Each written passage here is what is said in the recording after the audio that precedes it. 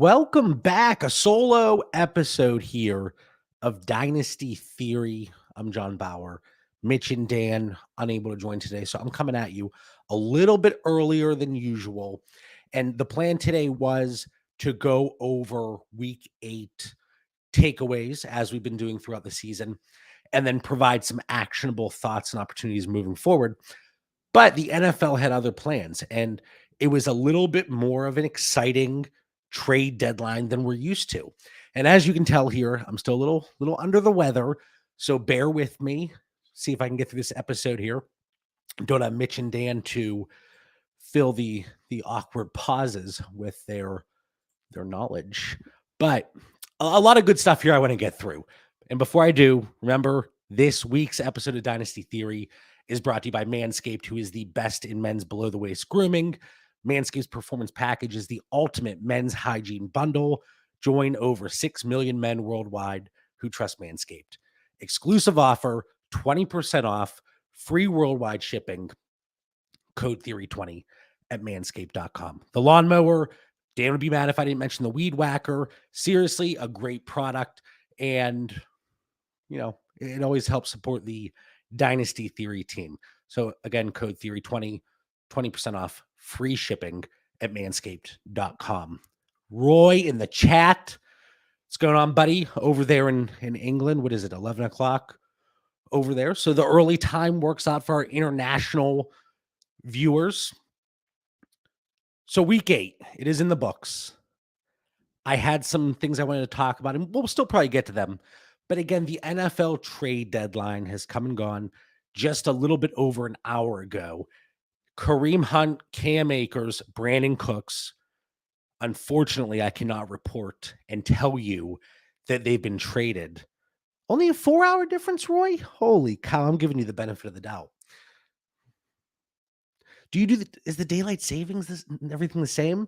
Because I swear it was more than 4. Wes, thank you for joining. See you in the chat. But anyway, Kareem Hunt, Cam Akers, Brandon Cooks, they are staying put. Brandon Cooks then comes out with some cryptic wide receiver tweet. It's always the wide receivers that have these cryptic tweets and really, really deep stuff, right?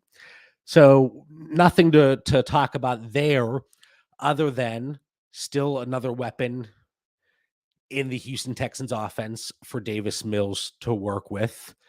And Kareem Hunt, we were hoping, I say we, especially me, because I have several shares across my Dynasty portfolio, several shares of Kareem Hunt. I was hoping for him to get out from under, the lead back there, Nick Chubb, and be able to take on more of a running back 1A or 1B role. And it kind of disappeared a little bit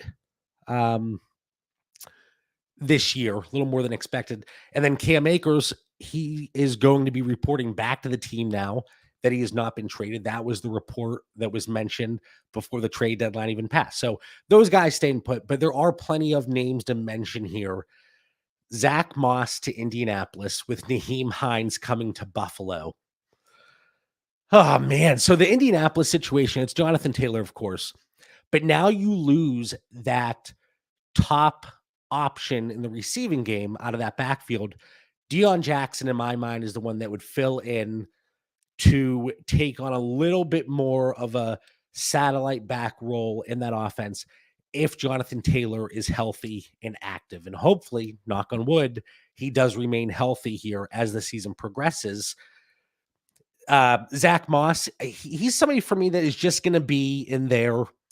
He's going to be that strict backup role. You see the lead back go down every once in a while in an offense. And instead of the satellite back getting more work or somebody like that, you get a back coming off the bench that then is propelled into that starting situation. That's Zach Moss for me.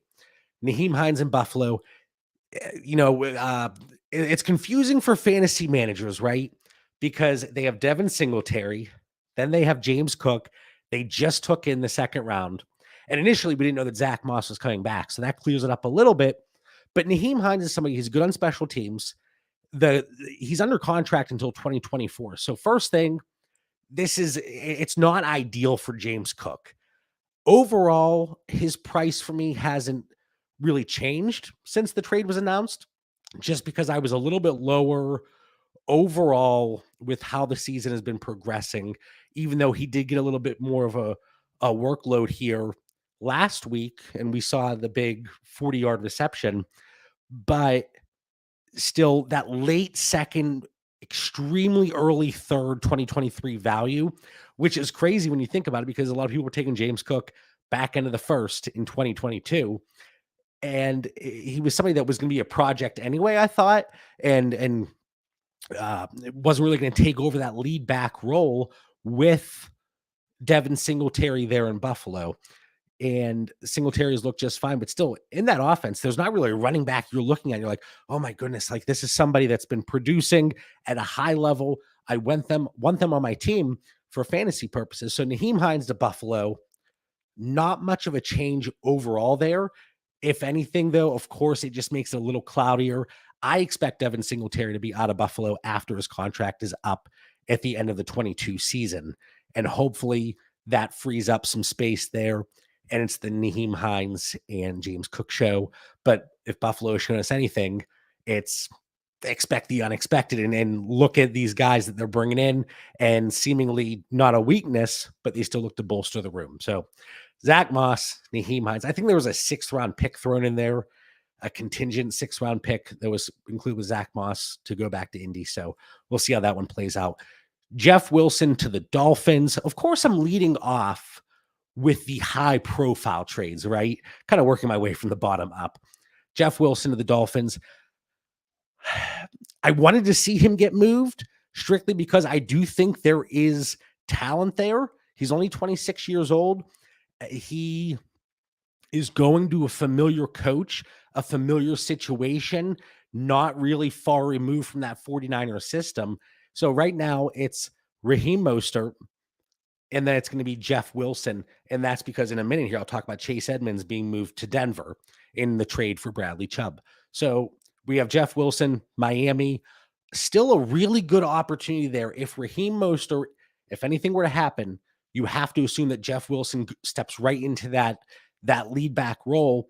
And this is a team that has been able to run the ball primarily because of how explosive that offense and that passing game has been. So it's something to keep an eye on. If Jeff Wilson, if he was dumped to your waiver wire, doubtful, but if you have shorter benches in your dynasty league, if you have some managers that are just like, hey, they got Christian McCaffrey, they're going to have Elijah Mitchell coming back, no reason for me to keep Jeff Wilson. If for some reason he's on that waiver wire, I would still say go out and look to acquire him. If you're looking to trade, he's one of those players that I am more than happy to get thrown into a larger deal, not necessarily going out looking actively to acquire Jeff Wilson, but this is probably one of the better spots for him based on the familiarity with the system and always the health concerns there with the lead back and Raheem Mostert. Calvin Ridley to Jacksonville. We were talking about this in the Discord, and I want to say I know a lot of listeners, a lot of folks from the Discord, starting in November. So today we went to the Discord being a perk and a benefit of being in the Dynasty Theory Patreon. Still a fantastic community, but just an additional perk to provide to our patrons. So check it out if you're interested. A lot of value add there, in my humble opinion. But we were talking about Calvin Ridley. He's going to be 28 in a little over a month. So when he returns to play, he's going on to his age 29 season. It's tough to get really excited because of that age, the new system, but we still have seen a player that can contribute, that can be a high-end fantasy asset. Overall, though, Calvin Ridley to Jacksonville, I don't want to spend too much time on it because for me, it doesn't really change things. We have to hope that Calvin Ridley, the suspension is no longer than 1 year and he is able to return and get familiar with the Jacksonville system and all that good stuff. But overall, I mean, I might look to shop him just because now there's a team that has expressed interest. They've shown interest. They acquired him. They've moved potentially, I think it could go up to a second, based on all the different things that need to be met. One of those being a long-term contract or an extension, at least, for Calvin Ridley. So maybe this does open up the market within your league, and you can get something out of Ridley. If you're looking to move Ridley, it would be something centered around a piece that could help you today, because I don't know that a lot of teams are out there right now willing to trade draft capital for Calvin Ridley. All right. Chase Edmonds. We're going back to back Chase here. Chase Edmonds to the Broncos and the Bradley Chubb deal. This is one of the more intriguing ones. And as you can tell, we're working our way up here. It's one of the more intriguing ones. And it primarily because of the lack of opportunity and uh, touches and amount of work that Chase Edmonds was getting in Miami. They brought him in. He was the highest paid back in that backfield, and he didn't really pan out and meet expectations. I was one of those folks that I have a lot of Chase Edmonds still, and I was somebody that I liked him in Arizona. I liked him going to a system in Miami that we have seen utilize the running backs. And again, it just hasn't really panned out. The usage hasn't been there. He's been one of the least efficient backs. So I think it's intriguing. If anything, this should present an opportunity to move on from Chase Edmonds, because now it's, Melvin Gordon, it's Latavius Murray, brain fart right there. And then it's going to be Chase Edmonds. And then Chase Edmonds still under contract through the 23 season. So that is potentially a nice little 1-2 punch with Javonte Williams when he comes back. And we'll see if he comes back 100%. But this Denver team now, it's interesting. So we'll see certainly how it plays out. But I do think that's something to I keep saying to keep an eye on. I do think the opportunity would present itself to move on from him and explore those chances there. All right, a little more interesting. Chase Claypool to the Bears. Looking at Chase Claypool's numbers with the Steelers, and let's see if I can remember this because we discussed it in the Discord, but so far in 2022, on routes that he's run, he has about a 16% target share per route run. And that's really nothing to write home about. But when you look at the offense, Deontay Johnson, George Pickens, Pat Freiermuth, and then you incorporate Najee Harris, Jalen Warren, 16% fighting with those other options, it's pretty solid. Now he goes to the Chicago Bears, who I don't have to tell you are in need of playmakers. They're in need of weapons to surround Justin Fields with. They move a second-round pick, their second-round pick. So they acquired the Ravens' second-round pick in the deal that they made earlier in the week. But now they invest their second-round pick, which most likely is going to be a little bit earlier. And they have Chase Claypool through the 2023 season. Yeah, 2023. And I mentioned that 16% target share per route run. Darnell Mooney's at 19% in Chicago. So what I expect, I do think we see a little bit of an uptick from that 16%, maybe up to 17, 18%. But if you look at his average depth of target with Pittsburgh, it's about 10.5. There are so many guys in that Chicago offense that are above that number. I expect that to rise because Justin Fields, especially with the way he's been able to create with his legs since their mini bye, and this has been talked about a ton. It seems like they're drawing some things up and looking to expand that offense. And I do think Chase Claypool, a big body receiver, somebody who here in Pittsburgh, is so hated by the Steelers community and fans, partly because of the attitude and the celebrations when you're losing and you're trying to run up to the line of scrimmage and you're signaling first down, just get the ball to the line, the referee, right? And for Chase Claypool this year, it has been a complete 180 from what we're seeing on the field and the reports that we're hearing. Maybe part of it was to drive up the trade market, but his play has been significantly better. It seems like he has matured. So taking that to the Chicago Bears offense where the opportunity is going to be there for him. Like I said, the ADOT's going to go up. The The overall volume of passing attempts is clearly going to be lower than what we saw in Pittsburgh, but now you're really fighting with Darnell Mooney for targets, Cole Kmet to an extent, who is clearly underachieved this year for fantasy purposes, and then you have the running backs coming out, but then you have Equinemius St. Brown, and a few other guys filling in there. But Chase Claypool, I this is not going to be hurting his value right now for me. In my tiers, I have him still as that middle 206, 207, 2023 second. Okay. Now, am I going to move that pick for him straight up?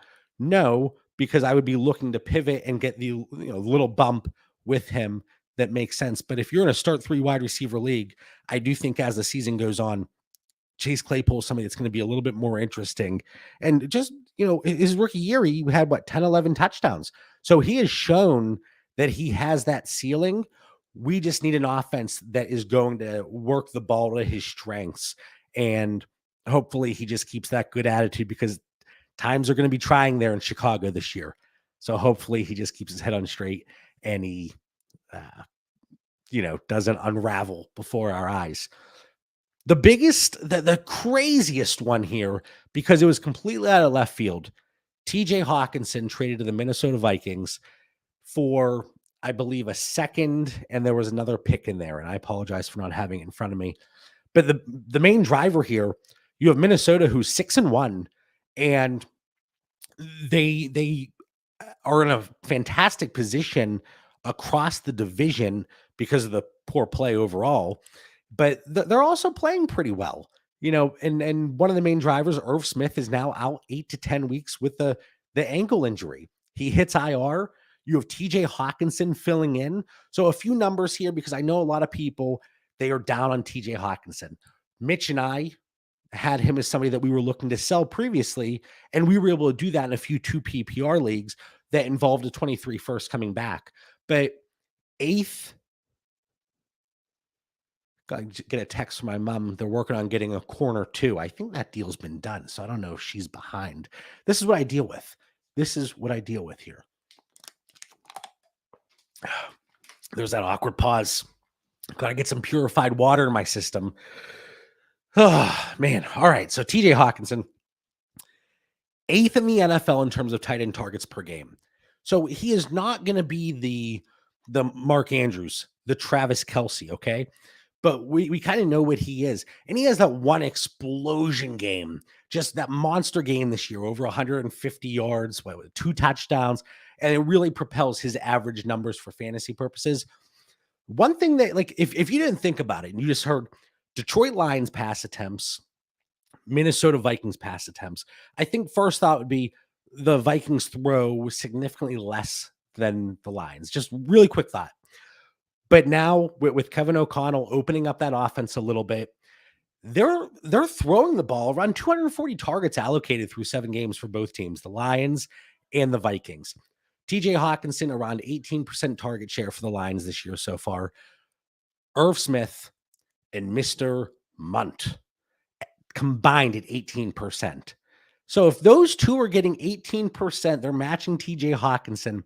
I have to believe that he at least maintains his overall volume that we were seeing in Detroit. But now you're getting a little bit more red zone upside. Kirk Cousins is second in the NFL with 29 pass attempts inside the 10-yard line. Second in the NFL. So you're going to be seeing, of course, it always takes time for these guys to get acclimated to their team. But TJ Hawkinson is going to be thrown into it right off the bat. He's going to be getting an opportunity. And this is with Justin Jefferson obviously demanding a high portion of the targets. But then you have Adam Thielen, who's been playing pretty well, but he's 32 years old? Is that right? Let's see. 32 years old. And you can probably hear my wife and kid going at it. Johnny's been tough. He just got threatened with a bedtime. It's 5:19. I just heard it. Holy cow. So like I said, the opportunity is there for TJ Hawkinson. Overall, all of these trades, Zach Moss, Naheem Hines, Jeff Wilson, Calvin Ridley, Chase Claypool, TJ Hawkinson, their value for me is not changing. But what we see time and time again, okay, we see within our fantasy leagues, because people get so bored and we're just so tired of the same thing. We want change. We want anything to just mix it up. We want drama created. For some of these guys, we might see a little bit of an uptick in their trade market just because, hey, I can create a story for Naheem Hines in Buffalo. Okay.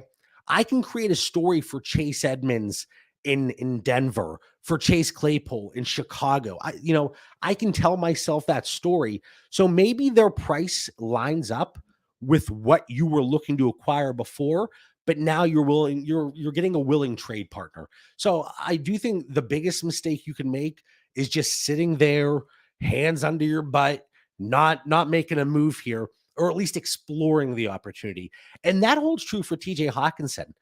I have not moved him up or down my tiers. Irv Smith drops obviously because of the injury, pretty much out the rest of the season.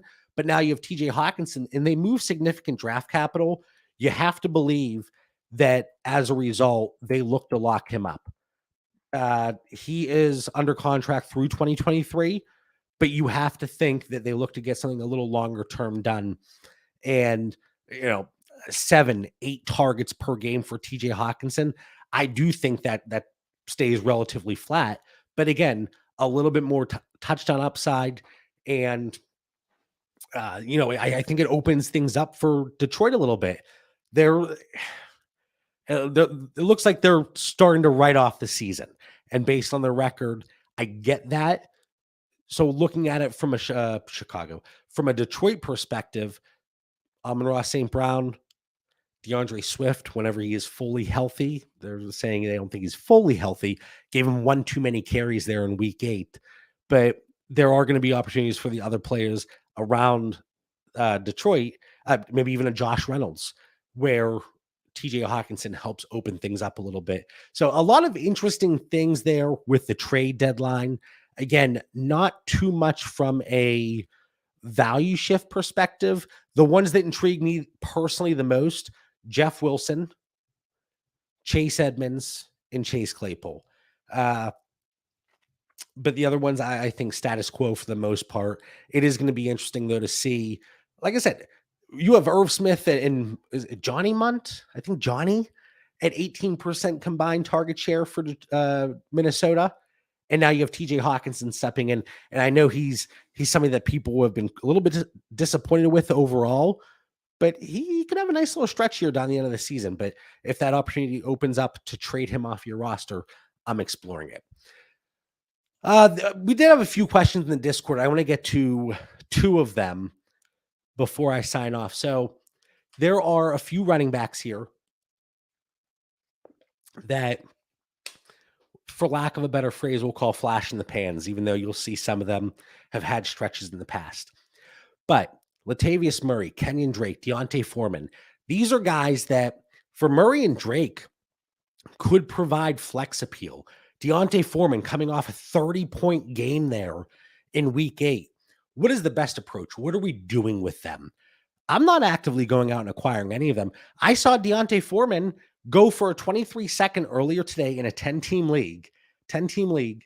So you're getting a top 20 pick for Deontay Foreman, who most likely is not going to be somebody that you're going to feel comfortable putting in your lineup when maybe Chuba Hubbard comes back, and certainly in 2023 and beyond. So long story short, based on that question and the players that have been popping a little bit, look to ship them off. And this is something that Mitch and I talked about. I think it was on the pivot point over the weekend. But Kenyon Drake, Latavius Murray, they're providing you that 10, 12, maybe 15 points on a given week. And now Murray a little more questionable because of the Chase Edmonds pickup via trade. But I would not be looking to acquire Deontay Foreman for especially a second. If you've explored other options and push comes to shove, I am okay with throwing a third out. If that is the piece that is going to get you through a week or two and you're battling for a playoff spot, sure. Okay. Because it's not going to kill you in the long run, but I would not look to move a second for any of these guys. And then it comes into play. Well, JB, what if you have a Deontay Foreman? You're not contending. and nobody in your league is offering you anything. That can be super frustrating. That can be so frustrating. I understand that because I'm in some situations where it happened with me with Rashad Penny. I am not contending, and I was getting rubbish offers left and right. Kept him on my roster. He goes out for the season, and now I'm stuck with him. See what happens next year. See if there's anything that pops up. But you have to make a decision, right? Do I look to maybe package up to get into that second range or a higher end player, or do I sell at a discount? The only time that I would actively be looking to sell at a discount is if it's a player like Deontay Foreman. That pop off 30 game there is going to hurt your potential points. So if you're not contending and you're playing that game where you're looking at potential points because your rookie draft order is decided by that, and I think we talked about this a few weeks ago, but you want to start looking at the bottom of your roster, and Deontay Foreman is a perfect example where maybe you do unload at a little bit lower price, or just be honest in your league chat. I've seen people say that, hey, I'm just going to drop the guy if I don't get an offer. And sometimes that just draws up activity. I'm not one to do that because then if you don't follow through, well, your word means very little moving forward. But if you, hey, Deontay Foreman, I have an offer of a third on the table. That might rub some managers the wrong way because you're leveraging their offer on the market. But sometimes you got to try different things here if the opportunity is not there to move these guys. I have some leagues I don't think I could get a third for Deontay Foreman. So at that point, what do? You just sit. You just sit on them. Maybe look for a fourth and a piece that's not necessarily helping them. But it's so everything. It's such a gray area, and that leads into the last question here. But is this the time to acquire aging running backs? We have these guys. If you look, and we talked about this too, but this is another question that just popped up yesterday.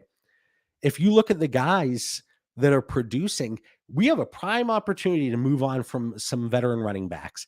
And I do think this is a great time to acquire them, but it's going to be even more advantageous for you if you can make it through the next few weeks. And most fantasy leagues have trade deadlines. As fantasy managers, as dynasty managers, we are told over and over again, you don't want aging running backs on your team, ideally ever. You don't want aging running backs on your team if you're not competing. And then one step further, you don't want aging running backs on your team heading into the offseason. So you might be able to start to find some sweet deals for those Nick Chubbs, for Austin Eckler, for, Derrick Henry, Alvin Kamara. So like we always say on the show, be active in your chat, pay attention, keep your ears open, see if these people are starting to blow up their teams a little bit. But as the trade deadline approaches, it does one of two things. It creates a little bit of desperation because, hey, I got to make that move now before the trade deadline passes.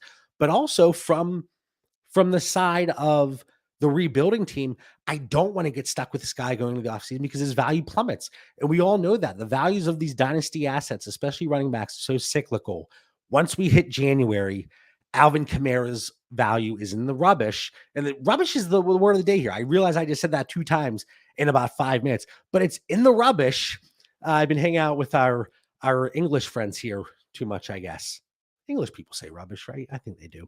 Or Derrick Henry, going into his age 29 season at the running back position, we're told you don't want that on your team. So is it the time to acquire aging running backs? I'm certainly looking at it. And if you can't get something done over the next few weeks to help you make that push for the playoffs, for the championship, I would then look to acquire in January, in February, if that same team that is at the bottom of the standings, they're not really looking to contend, obviously, because their team was dead last, second to last, wherever the case may be. And you might think, hey, I don't want to acquire these older running backs, especially during the offseason. You're not going to get a better price point than at the start of the offseason when points don't matter. think about where these guys were going. And I mean, we were seeing Derrick Henry go for pennies on the dollar at times during last offseason, and it happens every single year. So is it the time to acquire aging running backs? Yeah.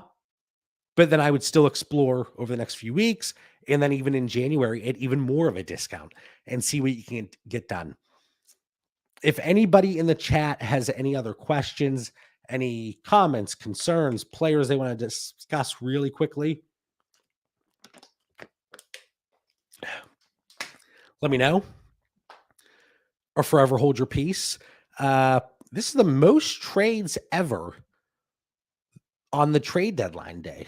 What was it, 10, 11? It's pretty impressive. Some non-fantasy relevant ones, which I didn't mention. And then even some that involve fantasy players. You would say Zach Moss to Indy, not exactly fantasy relevant. Deion Jackson, actually, I mentioned him as being the guy that might fill that Nyheim Hines role a little bit. We saw his workload with Jonathan Taylor out.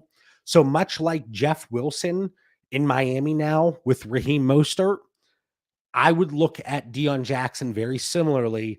Two guys that, as the season goes on, in a pinch, if necessary, if their lead back goes down, they are going to give you an opportunity for potentially, maybe not a league winning week, but something that's going to fill your flex spot or your running back 2 situation. Thoughts on Denver running back timeshare now? Oh, if I had to assign a number, 40, 30, 30, maybe, or let's cut off a little bit, because then you have, like, if we're looking at just the running back touches, maybe like 40% Melvin, 30. I mean, well, Latavius has been playing more than Melvin, right? Let me see here. I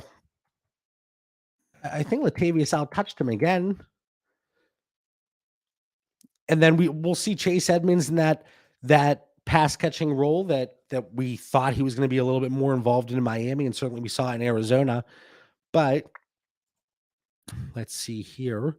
Yeah, it was 14-9 for carries. Excuse me. And then 3 receptions to 1 for Gordon. So almost 50-50 there overall. I would say it's going to be ugly. It really is. I don't think we get any separation from any of them. The only redeeming factor might be if there is a situation that they fall behind early, maybe in a week or 2, they look to get Chase Edmonds involved, because again, it's an offense that needs playmakers. You bring in a top tier quarterback in Russell Wilson, and these are the results you're getting. But yeah, I would say 40-30-30 overall, or maybe like 40-35-25, with Chase Edmonds bring up the 25 there, Latavius at 40, and Melvin at 35. But it's going to be really tough if these guys don't find the end zone to feel comfortable putting them in your lineup. What's your selling price for guys like Hines, Edwards, Pollard? Hines, I will take, you know what? That's a great question. Let me pull up my tiers here. Hines, I will take, where is he? I would take an early third for Hines. Ideally, and I always say this, ideally, I would love to pair a mid to late third for any second. Dan's messaging me about the Discord. Oh my goodness. Pay attention, Dan. Come on. We'll talk offline. But yeah, I would look to pair him up with a third, get a second. Gus Edwards, same situation, just because then J.K. Dobbins comes back eventually. We already have the hamstring injury. We've seen Kenyon Drake far more utilized in the passing game than Gus Edwards has ever been, really. And again, Kenyon Drake providing some flex appeal there over the last couple opportunities that he's had. So I put Gus and Nyheim Hines in the same situation, the same boat. Tony Pollard, that's a different one for me. And that's going to be far higher. Early 23 second, I would take, because again, we're still talking about a running back that's going to be 26 years old. The uncertainty and question marks, where does he land? His contract is up in 2022 after the 22 season. And uh, Jerry Jones has already come out and said, we're fully committed to Zeke. This team just goes as far as Zeke takes us. I don't know what world Jerry Jones is living in. And I say this as somebody that loves Zeke, the football player. I enjoy Zeke. He hasn't really been the most efficient back as of late. And Tony Pollard, he provided that spark. He had a massive game here in week 8. But anyway, early 23-second value, or I pair him with, go back to, maybe I can do Gus Edwards and Tony Pollard for something that would be like a late 23 first, a team that's contending, that's looking to get those points there, and there's an opportunity. So hopefully that provided a little bit of context. And within the tiers on the Dynasty Theory Patreon, I have everything cross positionally and lined up with the picks. So hopefully that would be of help. No final thought this week. Just make sure you're staying active in your leagues. A lot of people they're running on autopilot, right? They're on cruise control, especially if they're not contending. They're setting their lineups. Sometimes they're not even setting their lineups. Appreciate you, Chris, for throwing that question in there. Sometimes they're not even throwing their lineups out there. You have people that have Thursday inactives and they end up in the lineup still. I actually think that might have happened to me, but on that team that I'm thinking about, it's a rebuild, and I'll throw the word out there one more time for this episode. It's rubbish. All right, so I want to thank everybody for tuning in. Follow the show on Twitter and Instagram at Dynasty Theory FF. Click the link in the episode description, the Dynasty Theory Patreon. Still gross over here, still hacking up a lung. But for Mitch Sorensen, who's not on today's episode, obviously, if you just listen to it, Dan Lamagna, I'm John Bauer. I hope everybody has a fantastic week. Catch you guys next week. Peace.